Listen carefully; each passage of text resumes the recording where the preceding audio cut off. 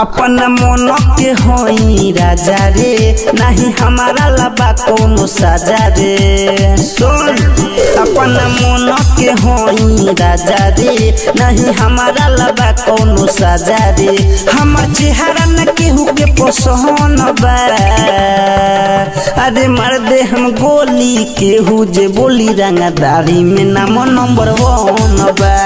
मार दे हम गोली केहू जे बोली रंगदारी में नाम नंबर 1 बा। कमलेश नेपाल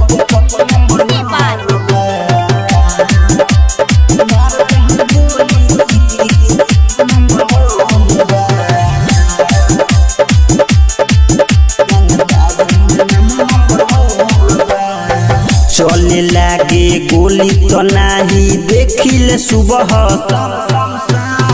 डर न लागे लोग दूर भागे इहे बा हमर।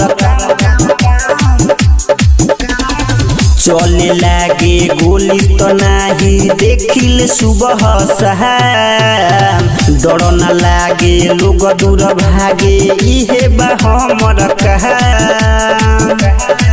नहीं बचल दुश्मन जवान बा, अरे मार दे हम गोली केहू जे बोली रंगदारी में नाम नंबर 1 बा।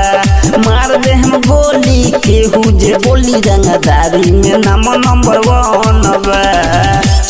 कमलेश नेपाल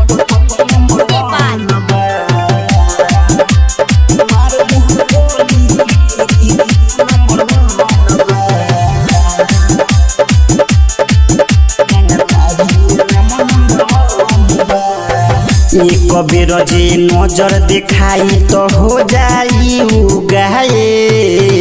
नामे बका फिर कहीं पूछली हे निरहुआ साहे। एक बेरी नजर दिखाई तो हो जाई उगाए। नामे बका फिर कहीं पूछली हे निरहुआ साहे।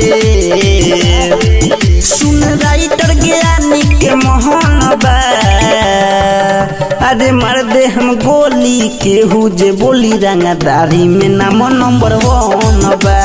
मार दे हम गोली केहू जे बोली रंगदारी में नाम नंबर 1 बा। कमलेश राज रिकॉर्डिंग स्टूडियो कैथोलिया चौक।